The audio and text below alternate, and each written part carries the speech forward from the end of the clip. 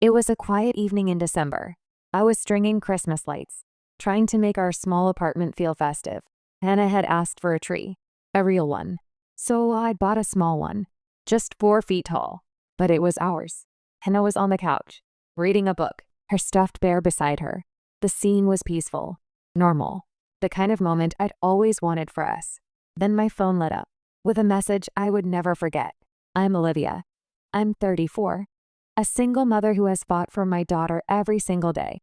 The text was from my mother, cold and sharp. Only good kids get presents at the family Christmas. Your unwanted child can leave. I stared at the words, reading them, then reading them again, as if they might change, as if I'd misunderstood. But I hadn't. The message was clear. Hannah wasn't welcome. She was unwanted. My 8-year-old daughter Hannah was curled up beside me, her eyes fixed on the screen. She read it, her small hands trembling, tears silently welling. I saw her face, the way it crumpled, the way her eyes filled, the way she tried to be brave, but couldn't quite manage it. Mom, she whispered, what does unwanted mean? The question broke my heart, because I had to explain it. I had to tell her that her own grandmother had called her that. I wanted to scream, to call my mother, to demand an explanation, to make her take it back. But I didn't, because I knew it wouldn't change anything. It never did. My heart twisted, but I kept my voice steady. Understood, I typed back, fingers shaking as I hit send.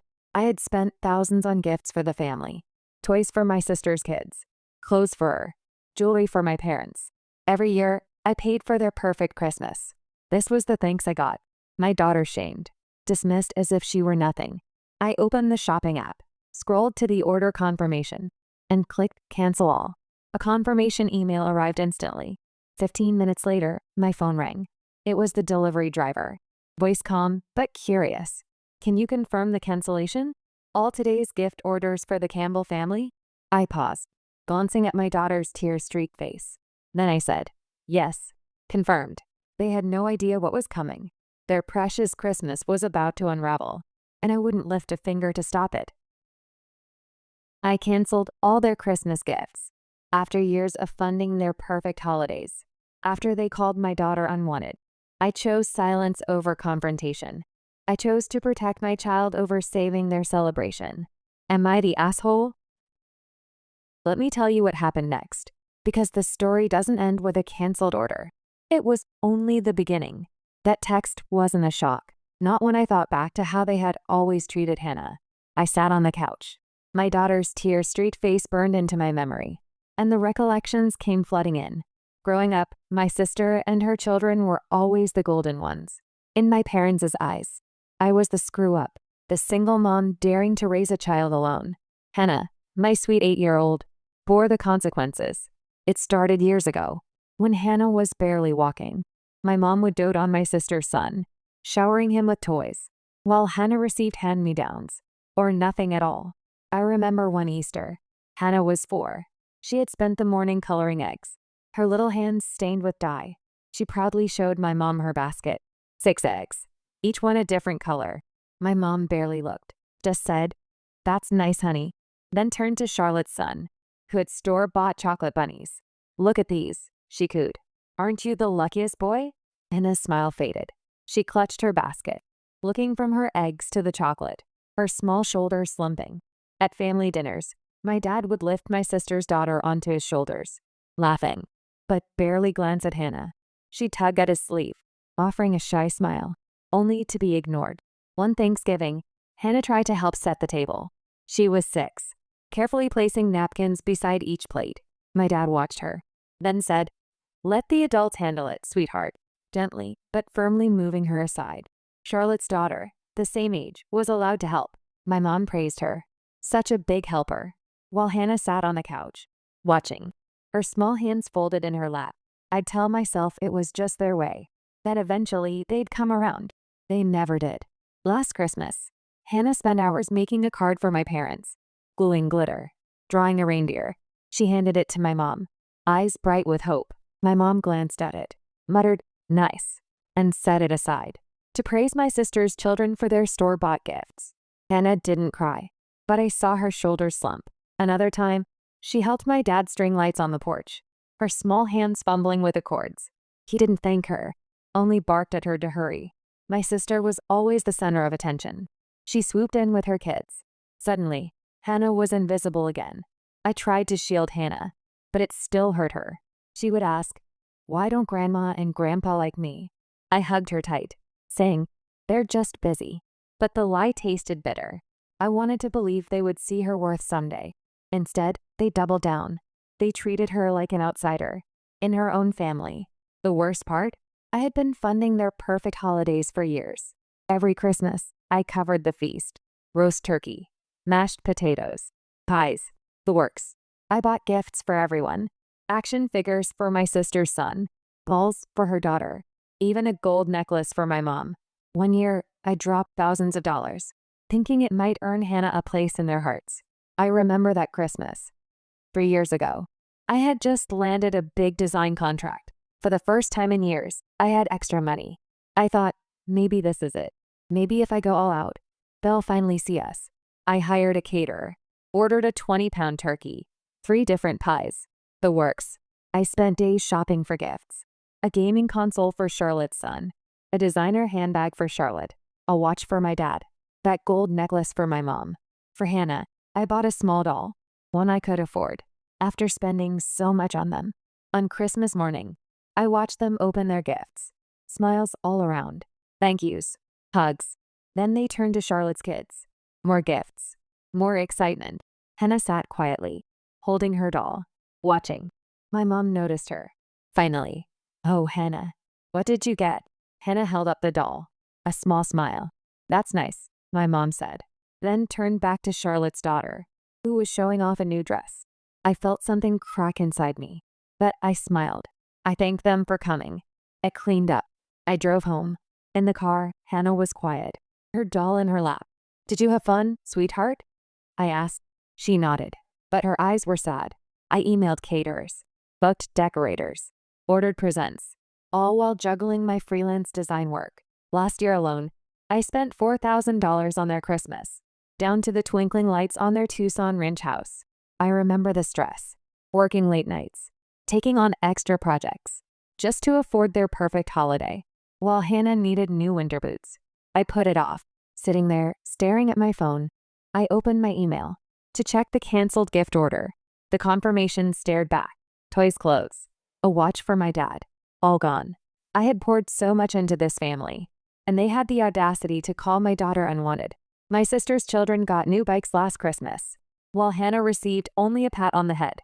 My parents posted photos of their grandchildren, cropping Hannah out, or not including her at all. I scrolled through old receipts. $2,000 here, $3,000 there. It hit me hard. I had been funding their rejection of us. There's an old saying, the door that never opens is not worth knocking.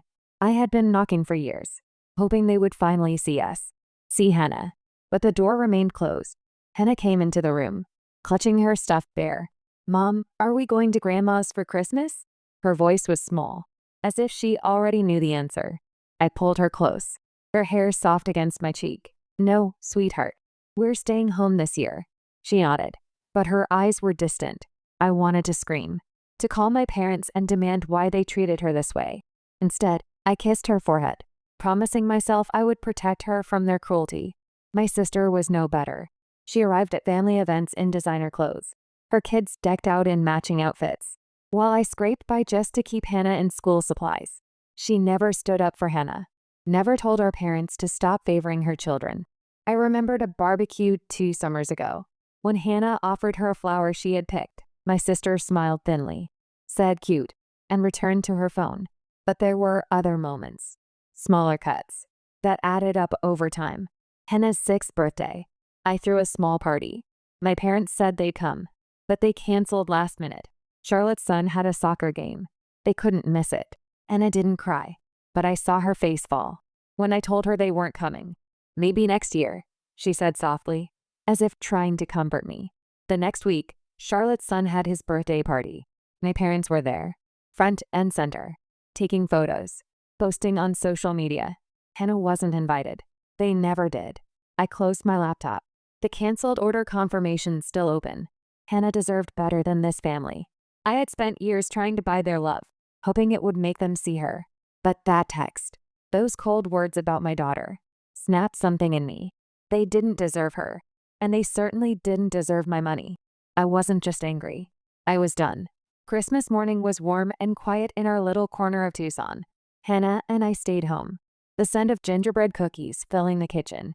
I had woken up early, before the sun, to set up our own little celebration. I'd bought a small tree, just 4 feet tall, but it was ours. I strung lights, simple white ones, no fancy decorations, just lights. Hannah came out of her room, rubbing sleep from her eyes. Then she saw it, the tree. Her face lit up. "Mom, it's beautiful," she whispered.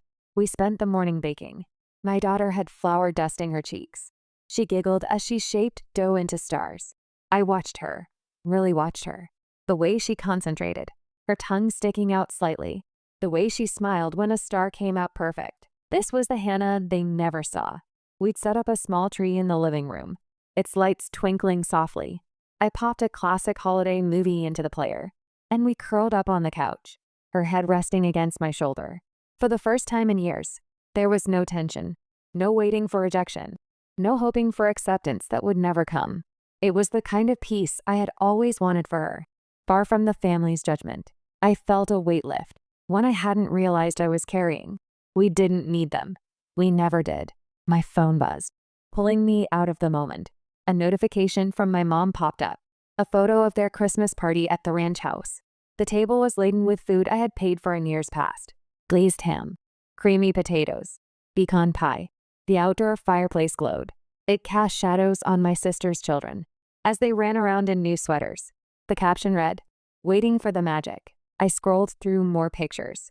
My dad carving meat, my sister posing with her husband, everyone smiling as if they had no worries. Not a single photo showed a gift under their tree.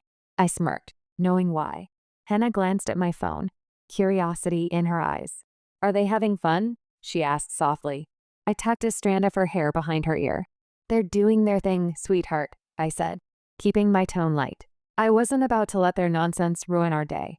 We returned to the movie, her laughter filling the room as we munched on warm cookies. Another buzz. This time, a text from my sister. "Hey, where are the presents? The delivery guy didn't show. Did you mess up the order?" I stared at the message, my pulse quickening. She had no idea I had canceled everything. Toys for her kids, a scarf for her, cufflinks for my dad. I had spent weeks choosing those gifts, thinking maybe this year they would include Hannah. Instead, they had called her Unwanted. I didn't reply, simply setting the phone face down. More notifications arrived. My mom posted another picture, this time of the bare tree, her caption now tinged with panic, still waiting on those gifts. My sister sent another text, sharper this time. "Olivia, seriously, what happened? The kids are asking." I pictured them at the ranch house, their perfect party unraveling. My sister's son was always spoiled with the latest gadgets, probably whining. Her daughter was used to dolls and dresses, likely pouting. My parents expected to bask in their grandkids' joy. Now they were scrambling to explain the empty space under the tree. I leaned back, sipping hot cocoa. Hannah was engrossed in the movie, her stuffed bear tucked under her arm. She was happy, content, unaware of the chaos I'd created, the chaos they'd earned. I didn't feel guilty, not one bit. I felt something else, something I hadn't felt in a long time. Power, control, the ability to say no, and mean it. I'd chosen Hannah over them, over their perfect Christmas, over their expectations. They had taken my money for years, eaten my food, opened my gifts, and still treated my daughter as if she didn't belong. This Christmas, they would get nothing from me. I wasn't chasing their approval anymore. My phone lit up again. Another text from my sister. "This isn't funny. Call me." I ignored it, turning the volume down. Hannah looked up, her eyes bright. "Can we make more cookies, Mom?" she asked. I grinned, pulling her into a hug. "Let's make a whole batch," I said. Standing, we headed to the kitchen, her small hand in mine, the movie playing softly in the background. I glanced at my phone one last time. A final message from my mom. "Olivia, what's going on? Fix this." I didn't respond. Let them stew. Let them wonder why their perfect holiday had fallen apart. Hannah and I had our own magic right here. And for the first time in years, I felt free. The calls started coming in just as the Christmas decorations came down. My phone rang, and my sister's name flashed on the screen. I hesitated, my thumb hovering over the decline button, but curiosity got the better of me. I answered, keeping my tone even. "What's up, Olivia?" "We're in trouble," Charlotte said, her voice a blend of panic and entitlement. She launched into a story about her boutique, a little clothing store she'd opened in Tucson 2 years ago. It was supposed to be her big break, but it was bleeding money. She explained that our parents had taken out a loan to keep it afloat, using their ranch house as collateral. "It's a mess," she admitted, "but we need your help to fix it." I frowned, leaning against the kitchen counter. Hannah was at school, her backpack still by the door. "What kind of loan?" I asked. Charlotte stumbled through her explanation, mentioning a bank, overdue payments, and how her parents were stressed out. She didn't offer details, just kept saying it was urgent. When I pressed her, she dodged, muttering that I'd understand soon. That afternoon, I checked the mail. Among the usual bills was an envelope from a bank, addressed to my parents, but sent to my house by mistake. I tore it open, my hands unsteady. Inside were loan documents, stamped with red past due notices. My parents had borrowed $50,000 to prop up Charlotte's failing business, signing their home as collateral. The papers showed 6 months of missed payments, and a foreclosure warning dated last week. If they didn't pay soon, the bank would seize the house. I sat at the dining table, the documents spread before me. My parents had never mentioned any of this. They'd let me bankroll their holidays for years. Turkey dinners, glowing lights, gifts for Charlotte's kids. While hiding this financial disaster, I'd spent thousands on their Christmases, thinking it would make them see Hannah as family. Instead, they had funneled money into Charlotte's dream, risking their home without a word to me. My phone buzzed again. A text from my mom. "Olivia, we've got a small problem with the house. Can you help out? It's no big deal." No big deal. I stared at the message, my jaw tightening. They'd called my daughter unwanted, ignored her for years, and now they expected me to bail them out. The audacity of it.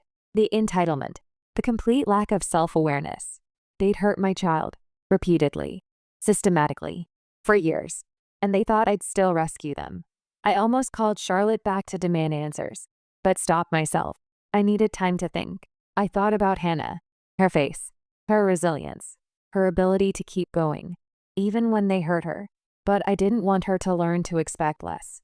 I wanted her to learn that she deserved more. And maybe, just maybe, the way to teach her that was to show her, by choosing her, by putting her first, by saying no to people who didn't value her.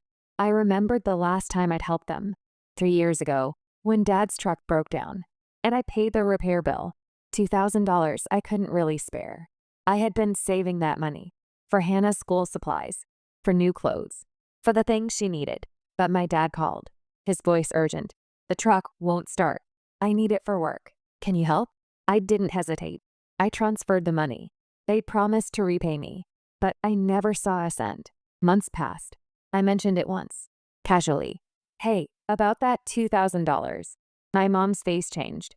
We'll get it to you when we can." They never did. Charlotte had asked for a loan once too, for her store's grand opening. I sent her $1,000, hoping it would help. She called me, gushing. "Thank you so much. This means everything. I'll pay you back as soon as the store takes off." I believed her. She never brought it up again. Just showed up at the next family gathering with a new handbag, a designer handbag, one that cost more than the loan I'd given her. Meanwhile, Hannah wore secondhand sneakers because money was tight. I'd taken her to the thrift store, looking for shoes. She'd found a pair, pink sneakers, a little worn, but they fit. She'd been excited. "Look, Mom, they're perfect." I'd smiled, but inside, I felt a pang. She deserved new shoes, not someone else's cast-offs. I stood up, pacing the kitchen. The loan papers glared at me from the table. I could pay it off. I had savings from my design work, enough to cover the overdue amount. But why should I? They'd taken from me for years, eaten my food, opened my gifts, and still treated Hannah like an outsider. I pictured her face, crumpled after reading that cruel text, the glittery cards she'd made, tossed aside by my mom. Helping them now would feel like betraying her. Still, a part of me wavered. They were my parents. If their house was sold, where would they go? I pictured them packing boxes, moving in with Charlotte, who'd probably complain about the burden. I didn't want that guilt on my conscience. I sat back down, staring at the foreclosure notice. The bank's deadline was only weeks away. I could send the money, keep their house safe, and maybe, just maybe, they'd start treating Hannah better. But I'd thought that before. When I sent the $2,000, when I sent the $1,000, when I spent thousands on their Christmases. Each time I'd hoped, each time I'd been wrong, or I could let them face the consequences of their choices. I thought about Hannah, her small face, her quiet questions, her resilience in the face of their rejection. She deserved better than this, better than watching me pour money into people who didn't value her. If I gave them this money, I'd be draining my savings for people who had never shown me or Hannah any real care. I tucked the papers into a drawer, my stomach churning. I hadn't decided yet, but one thing was certain.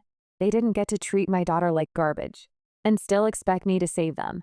Not this time. I got up, walked to Hannah's room. She was sleeping, her stuffed bear tucked under her arm, her face peaceful. I watched her for a long moment, taking in her small form, her quiet breathing. This was what mattered. Not their house, not their approval, not their perfect family photos. Just her, just us. I closed her door softly and went back to the kitchen. I transferred the money to the bank, hoping it might change something. I wired $10,000 for my savings to cover the overdue loan payments, thinking maybe my parents would finally see Hannah as their granddaughter. I know what you're thinking. Why did I do it? After everything? The truth is, I was still holding on to the hope that they could change, that one more gesture, one more sacrifice, would finally make them see us. I was wrong, but I had to learn that lesson the hard way. The money left my account. A confirmation email arrived. I stared at it, feeling a mix of relief and dread. I was right about the dread. A week later, my mom called, her voice unusually warm. "We're throwing a birthday party for Charlotte's son at the ranch," she said. "Bring Hannah. It'll be fun." I hesitated, my stomach twisting, but Hannah's hopeful eyes convinced me. "Okay," I said softly. "We'll come." The day of the party, Hannah bounced with excitement, clutching a handmade gift, a painted rock with a smiley face for her cousin. She'd spent the morning working on it, painting it carefully, adding the smiley face, making sure it was perfect. "Will he like it?" she asked, her eyes hopeful. "Of course he will," I said, but I wasn't sure.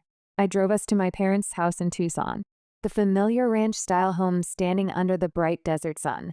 Balloons swayed in the yard, and laughter drifted through the open windows. Inside, the living room buzzed with noise. Charlotte's son, the birthday boy, ran around in a new soccer jersey, chased by his sister in a glittery dress. My parents greeted us briefly, then turned back to the other children. "Happy birthday," my mom said to Charlotte's son, her voice warm, full of love. Then she glanced at Hannah. "Oh, Hannah's here too," as if she'd just noticed. Hannah's smile faltered, just slightly, but I saw it. I wanted to grab her hand, to turn around, to leave, but I stayed, because I'd already given them $10,000, because I thought maybe this time would be different. I was wrong. Hannah tugged on my hand, pointing at a table stacked with presents. "Can I give him my gift?" she asked. I smiled and handed her the rock. She walked up to the table, but Charlotte brushed past, directing her kids to open their gifts first. Hannah stood there, holding her little rock, unnoticed. I watched her shoulders slump, my chest tightening. I wanted to pull her away, but I told myself to give it time. The celebration moved to the backyard, where a bounce house sagged under the weight of screaming kids. My dad grilled burgers, joking with Charlotte's husband, while my mom fussed over the birthday boy, pinning a badge on his shirt. Hannah wandered to a corner, near the outdoor fireplace, sitting alone on a bench. I started toward her, but Charlotte's daughter ran up, demanding my mom's attention. "Grandma, look at my dress," she said, twirling, the glitter catching the light. My mom's face lit up. "Oh, you look beautiful. Just like a princess." Hannah watched, from her bench, her painted rock still in her hands. I saw her look down, at the rock, then at Charlotte's daughter, in her new dress, being praised. The contrast was painful, but Hannah didn't cry. She just sat there, quiet, accepting. Hannah was ignored again. I kept watching my daughter, my jaw tight. She tried to join the others, offering to hold the piñata stick, but my sister waved her off. "Let the real grandkids play first," she said with a laugh, as if Hannah wasn't real, as if she didn't count. My blood boiled. I wanted to grab Hannah, to take her home, to tell her she was perfect, that they didn't deserve her. But I stayed, because I'd given them $10,000, because I thought maybe this time would be different. I was wrong. Hannah retreated to the bench, still clutching her gift. I was about to step in, when I overheard my mom whispering to Charlotte, near the dessert table, "She's not really our grandchild," my mom murmured, glancing at Hannah. "Not like your kids." Charlotte nodded, eyes glued to her phone. My stomach dropped. I had sent $10,000 to save their house, thinking it might earn Hannah a place in their hearts. Instead, they were saying this, within her hearing. I looked at Hannah, her head bowed, tracing the painted rock with her fingers. She had heard it too. I wanted to scream, to confront them right there, but I swallowed the anger. For her sake, I walked over and knelt beside her. "You okay, sweetheart?" I whispered. She nodded, but her eyes shimmered. We left early. In the car, Hannah was silent, the rock resting on her lap. Back home, she curled up on the couch, hugging her stuffed bear. "Mom," she whispered, "why don't they want me?" The question hit like a punch. I pulled her close, stroking her hair. "Some people don't see how special you are," I said, my voice breaking. "But I do, and that's enough." She began to cry, soft sobs shaking her small frame. I held her tighter, tears burning my own eyes. That night, I lay awake, replaying the day. I saw her shy smile fade as she stood by the gift table, the way my mother's words sliced through the air. Not really our grandchild. I'd spent years trying to buy their affection, holiday dinners, money for their problems, even saving their home. And for what? To watch them break my daughter's heart again. I thought about all the times, all the moments, when I'd hoped, when I'd tried, when I'd given them another chance. The Easter when Hannah was 4, her colored eggs ignored. The Thanksgiving when she was 6, moved aside, told to let the adults handle it. The birthday party when she wasn't invited. The Christmases, year after year, when I'd spent thousands, hoping this time would be different.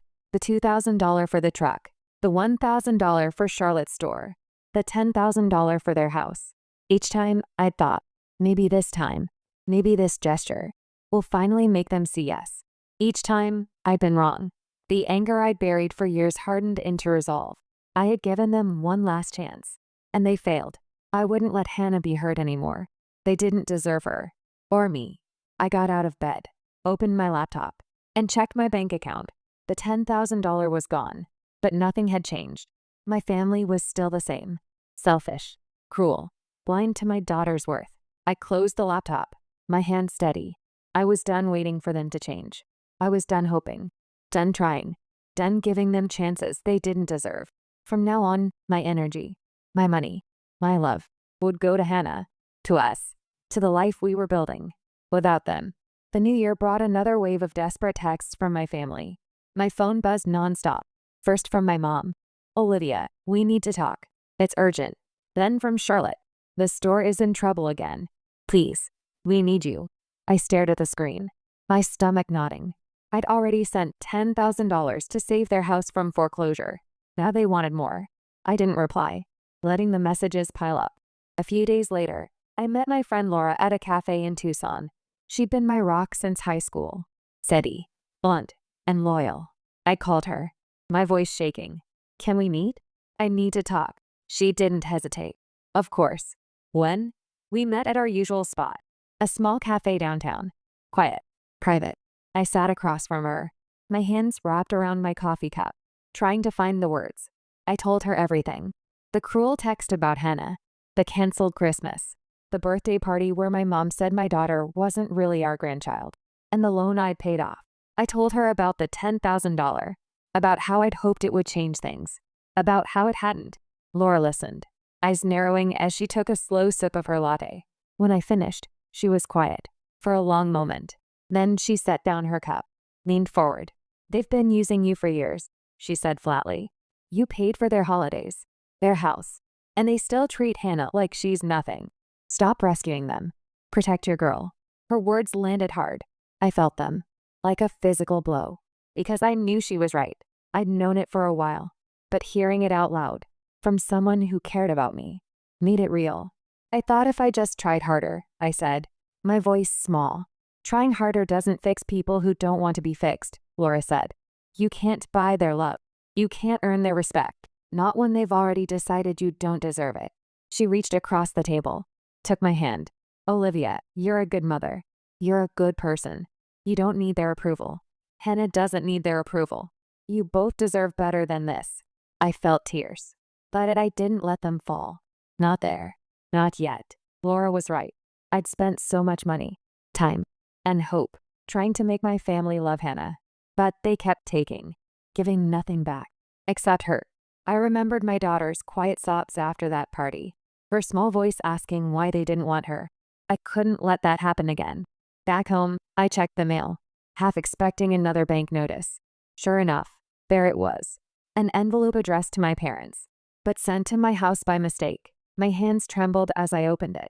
Inside were loan documents, showing a second debt, $75,000 this time, taken out 6 months earlier.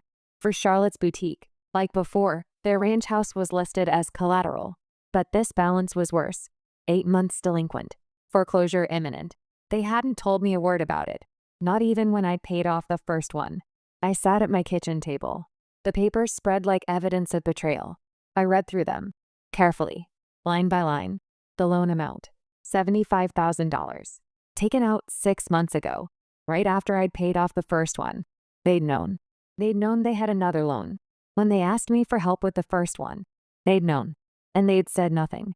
My parents and Charlotte had kept this hidden, letting me believe their first loan was their only mistake. I scrolled through their messages again. My mom called it urgent, without mentioning the new debt. Charlotte's plea was vague, dodging the truth. Please, we need you. That's what Charlotte had said, as if I owed them, as if my help was a given. They expected me to save them again, blindly. I thought about the $10,000 I'd already sent, money I'd worked for, money I'd saved, for Hannah, for our future, gone, to people who had lied to me, who had hidden this from me. I felt something shift inside me, a final breaking of whatever hope I'd been holding on to. They didn't just not care about Hannah. They didn't care about me either. Not really. Not in any way that mattered. I was just a resource, a bank account, someone to call when they needed something. I set the papers down, my hands steady now, my mind clear. I was done. Laura's warning echoed. Protect your girl. I thought about every time I'd let them hurt Hannah. Christmases, birthdays, whispered insults. I thought about the Easter eggs, the Thanksgiving table, the birthday party, the painted rock, the glittery card. Each moment, each rejection, each time Hannah had been made to feel less than. I'd bought their dinners, sent their gifts, even saved their home, hoping for change. But nothing ever changed. Not really. Not in any way that mattered. They'd take my money, eat my food, accept my gifts. But they'd still exclude Hannah, still treat her like she didn't belong. But this second loan, hidden behind lies, was the last straw. They didn't just want help. They expected it, like I owed them something. I thought about their messages. We need you. It's urgent. We're family. But where was that family when Hannah needed them? Where was that urgency when she was being excluded? Where was that need when she was crying? Nowhere. They were nowhere. I was done being their resource, done being their bank, done being their safety net. From now on, I was just me, Olivia, Hannah's mother. That was enough. I ignored their texts, letting the silence speak for itself. My mom tried again. Olivia, call me. We're family. Then Charlotte. The bank's calling every day. Please. I turned my phone face down, my resolve hardening. I wasn't going to let them guilt me anymore. Hannah was my priority, not their chaos. I reread the loan documents, confirming the details. The bank warned foreclosure would begin within a month if the balance wasn't cleared. $75,000, far more than I could cover without draining everything. And even if I could, why should I?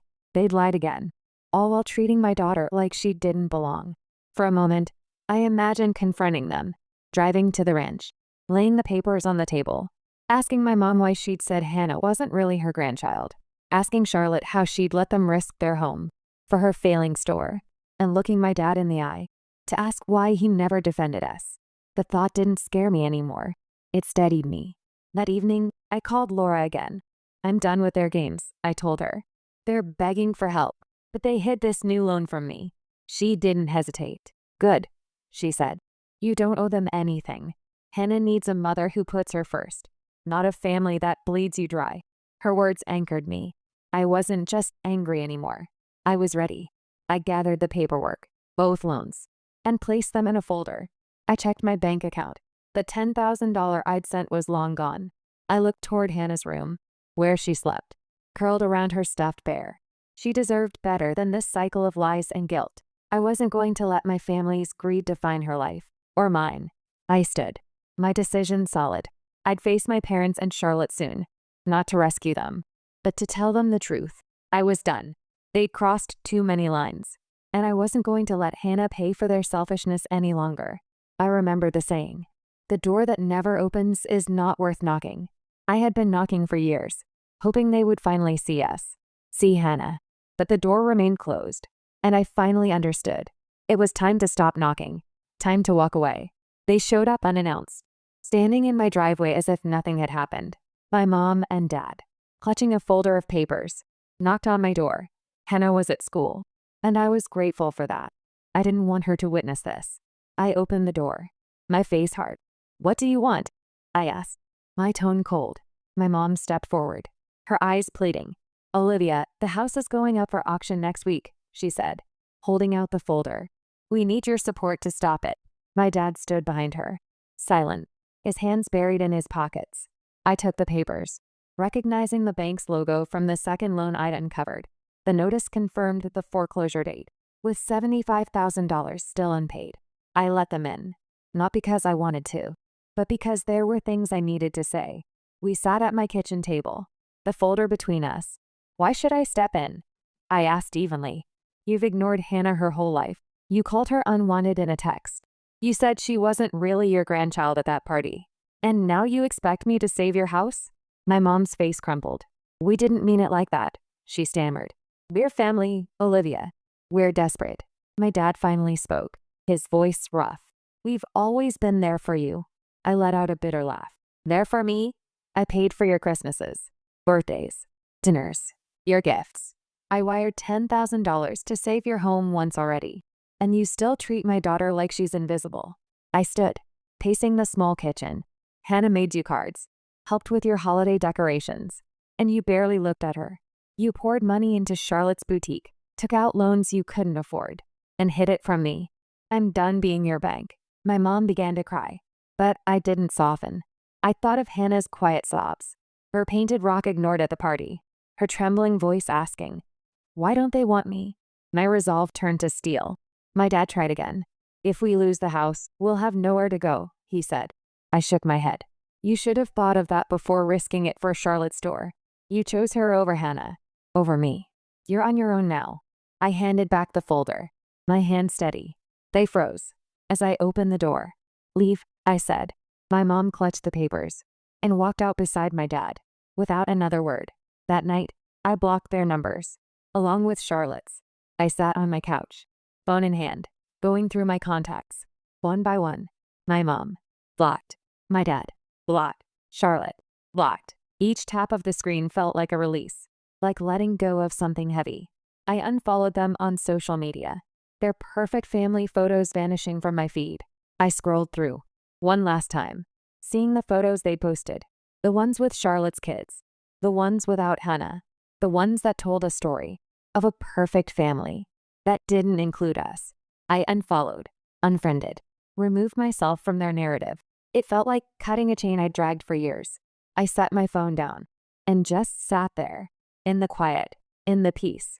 For the first time in years, there was no waiting, no hoping, no trying, just me and Hannah and the life we were going to build.